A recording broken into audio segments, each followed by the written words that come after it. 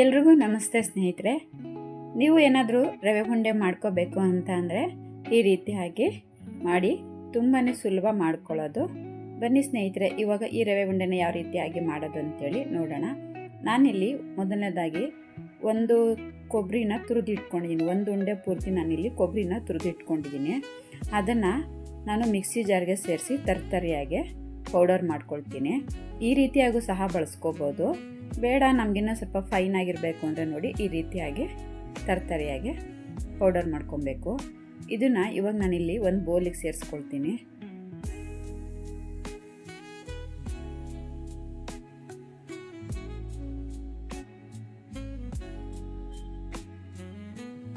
Next ಅದೇ mixie ಜಾರಿಗೆ ನಾನಿಲ್ಲಿ 1 ಕಪ್ಪಷ್ಟು ಸಕ್ಕರೆನ ಸೇರಿಸ್ಕೊಳ್ತೀನಿ. ಇದ್ರ ಜೊತೆಲಿ ಒಂದು 5 ಏಲಕ್ಕಿ ಕಾಯಿನ ಹಾಕ್ಕೊಳ್ತೀನಿ. ಇಷ್ಟನ್ನು ಪೌಡರ್ ಮಾಡ್ಕೊಳ್ಳೋಣ. ನೋಡಿ ಈ ರೀತಿಯಾಗಿ ಪೌಡರ್ ಮಾಡಿಕೊಂಡು ಇದೇ ಒಂದು ಬೌಲ್ಗೆ ಸೇರಿಸ್ಕೊಳ್ತೀನಿ, ಕೊಬ್ಬರಿ ಬೌಲ್ಗೆ. ಇದು ರೆಡಿಯಾಗಿದೆ. ನೆಕ್ಸ್ಟು ನಾನಿಲ್ಲಿ ಒಂದು ಗ್ಯಾಸ್ ಅಂಟಿಸ್ಕೊಂಡು ಒಂದು ಕಡಾಯಿ ಇಟ್ಕೊಂಡಿದ್ದೀನಿ. ಅದಕ್ಕೆ ನಾನಿಲ್ಲಿ ಒಂದು 3 ಸ್ಪೂನಷ್ಟು ಗಸಗಸೆನ ಸೇರಿಸ್ಕೊಳ್ತಾ ಇದ್ದೀನಿ. ಗಸಗಸೆನ ನೀಟಾಗಿ ಹುರ್ಕೊಳ್ಳೋಣ. ಹಸಿ ವಾಸನೆ ಹೋಗೋವರೆಗೂ ಅದು ಘಮ ಘಮ ಅಂತ ಚಿಟಪಟ ಅಂತ ಸೌಂಡ್ ಬರಬೇಕು. ಅಲ್ಲಿವರೆಗೂ ಗಸಗಸೆನ ಹುರ್ಕೊಳ್ಳೋಣ. ನೋಡಿ ಇಷ್ಟ ಆದರೆ ಸಾಕು. ಇದನ್ನು ನಾನು ಈ ಒಂದು ಬೌಲ್ಗೆ ತೆಗೆದಿಟ್ಕೊಳ್ತೀನಿ, ಒಂದು ಕಪ್ಪಿಗೆ.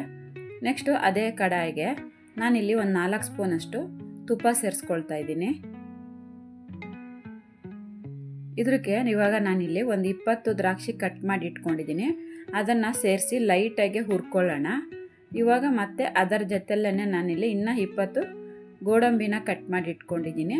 ಅದನ್ನು ಸೇರಿಸ್ಕೊಂಡು ಇವಾಗ ಹುರ್ಕೊಳ್ಳೋಣ. ಉರಿ ಬಂದ್ಬಿಟ್ಟು ಸಣ್ಣ ಉರಿ ಇಟ್ಕೊಬೇಕು. ಹೈ ಉರಿ ಇಟ್ಕೊಂಡ್ಬಿಟ್ರೆ ತುಪ್ಪ ಬಿಸಿ ಆದಂಗೆ ಬೇಗ ಬಿಸಿ ಆದಾಗ ಸೀದೋಗ್ಬಿಡುತ್ತೆ ಗೋಡಂಬಿ ಮತ್ತು ದ್ರಾಕ್ಷಿ. ಹಾಗಾಗಿ ಉರಿನ ಸಣ್ಣ ಉರಿ ಇಟ್ಕೊಂಡು ಈ ರೀತಿಯಾಗಿ ರೋಸ್ಟ್ ಮಾಡ್ಕೊಬೇಕು. ಇಷ್ಟಾದರೆ ಸಾಕು. ಇದನ್ನು ನಾನು ಒಂದು ಕಪ್ಪಿಗೆ ತೆಗೆದಿಟ್ಕೊಳ್ತೀನಿ.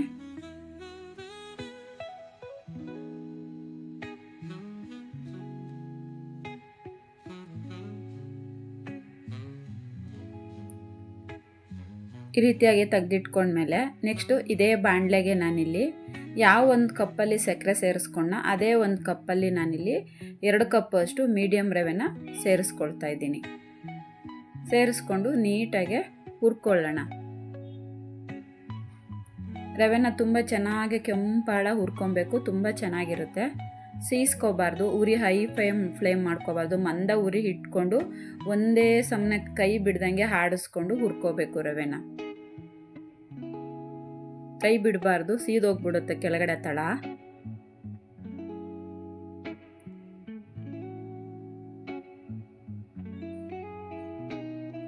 ನೋಡಿ ಈ ರೀತಿಯಾಗಿ ಕೆಂಪಾಳ ರೋಸ್ಟ್ ಮಾಡ್ಕೊಬೇಕು. ನಾನು ಇದು ರೆಡಿಯಾಗಿದೆ.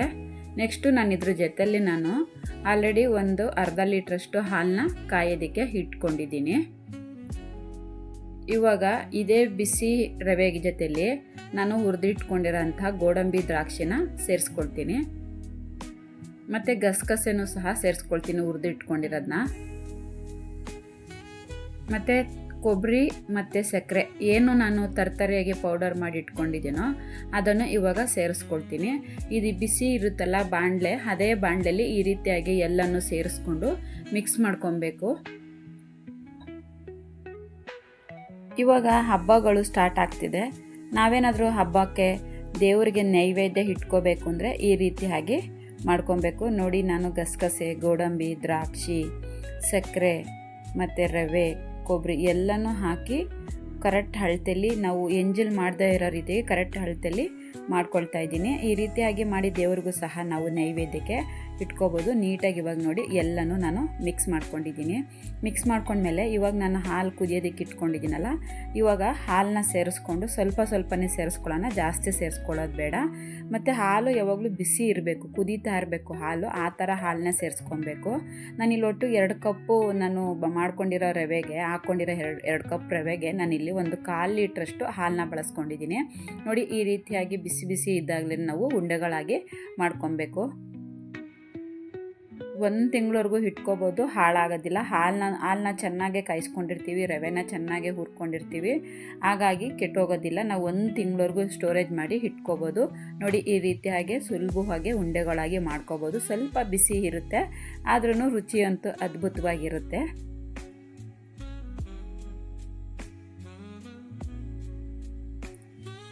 ನಾವೀಗ ಇದಕ್ಕೆ ಹೆಚ್ಚಾಗಿ ಹಾಲು ಹಾಕ್ಬಿಟ್ಟು ಬೇಯೋದಕ್ಕೆ ಇಟ್ಕೊಂಬಿಟ್ರೆ ಸಜ್ಜಿಗೆ ಆಗುತ್ತೆ ದೇವ್ರ ನೈವೇದ್ಯಕ್ಕೆ. ನಾವು ಆ ರೀತಿಯಾಗಿ ಒಂದೇ ದಿನ ಆಗುತ್ತೆ, ಸಜ್ಜಿಗೆ ಮಾಡಿಕೊಂಡ್ರೆ ಒಂದೇ ದಿನ ಸ್ಟೋರೇಜ್ ಆಗುತ್ತೆ. ನೋಡಿ ಈ ರೀತಿಯಾಗಿ ರವೆ ಉಂಡೆ ಮಾಡಿ ಇಟ್ಕೊಳ್ಳೋದ್ರಿಂದ ನಮಗೆ 1 ತಿಂಗಳವರೆಗೂ ನಾವು ಸ್ಟೋರೇಜ್ ಮಾಡಿ ಉಪಯೋಗಿಸ್ಕೋಬೋದು. ಇವಾಗ ನೆಕ್ಸ್ಟ್ ಡೇ ಹಬ್ಬ ಅಂದಾಗ ನಾವು ಹಿಂದಿನ ದಿನವೇ ಈ ರೀತಿಯಾಗಿ ಮಾಡಿ ಇಟ್ಕೋಬೋದು.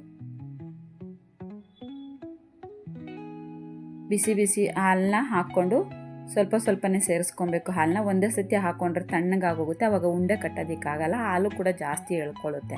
ಹಾಗಾಗಿ ನಾವು ಜಾಸ್ತಿ ದಿನ ಇಟ್ಕೊಳ್ಳೋದ್ರಿಂದ ಸ್ವಲ್ಪನೇ ಹಾಲನ್ನ ಸೇರಿಸ್ಕೋಬೇಕು. ನಾನು ಅದೇ ರೀತಿಯಾಗಿ ಸ್ವಲ್ಪ ಹಾಲನ್ನ ಸೇರಿಸ್ಕೊಂಡು ಮಿಕ್ಸ್ ಮಾಡಿಕೊಂಡು ಉಂಡೆಗಳಾಗಿ ಮಾಡ್ಕೊಳ್ತಾ ಇದ್ದೀನಿ. ಯಾರಾದರೂ ಫಸ್ಟ್ ಟೈಮ್ ನನ್ನ ಚಾನಲ್ ನೋಡ್ತಿದ್ರೆ ಸೌ ಕಿಚನ್ ಯೂಟ್ಯೂಬ್ ಚಾನಲ್ನ ಸಬ್ಸ್ಕ್ರೈಬ್ ಮಾಡ್ಕೊಳ್ಳಿ.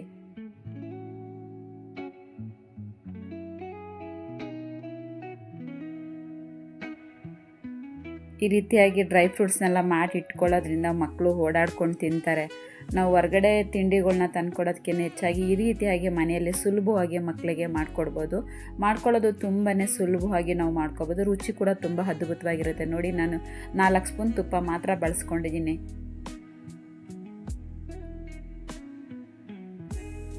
ನನಗಿಲ್ಲಿ ಒಂದು 20 ಉಂಡೆಗಳಾಗಿದ್ದಾವೆ.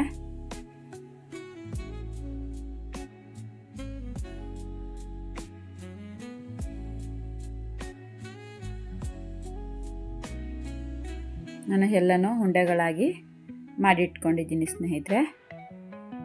ಈ ರೆಸಿಪಿ ನಿಮಗೇನಾದರೂ ಇಷ್ಟ ಆದರೆ ಒಂದು ಲೈಕ್ ಮಾಡಿ, ನಿಮ್ಮ ಫ್ರೆಂಡ್ಸ್ಗೆಲ್ಲ ಶೇರ್ ಮಾಡಿ ಯಾವ ರೀತಿ ಹಾಗೆ ರವೆ ಉಂಡೆ ಸುಲಭವಾಗಿ ಮಾಡ್ಕೊಳ್ಳೋದು ಅಂತ. ತುಂಬಾ ಸಾಫ್ಟಾಗಿ ಆಗಿದೆ ಸ್ನೇಹಿತರೆ. ನೋಡಿ ಓಪನ್ ಮಾಡ್ತಿದ್ದೀನಿ, ಎಷ್ಟು ಸಾಫ್ಟಾಗಿ ಎಷ್ಟು ಚೆನ್ನಾಗಿರುತ್ತೆ ಗೊತ್ತಾ, ತಿನ್ನೋದಕ್ಕಂತೂ ಅಷ್ಟೇ ಅದ್ಭುತವಾಗಿರುತ್ತೆ ಸ್ನೇಹಿತರೆ. ನೀವು ಒಂದ್ಸರಿ ಈ ರೆಸಿಪಿನ ಟ್ರೈ ಮಾಡಿ. ಮತ್ತೆ ಸಿಗೋಣ ಸ್ನೇಹಿತರೆ ಹೊಸ ವಿಡಿಯೋದಲ್ಲಿ. Thank you.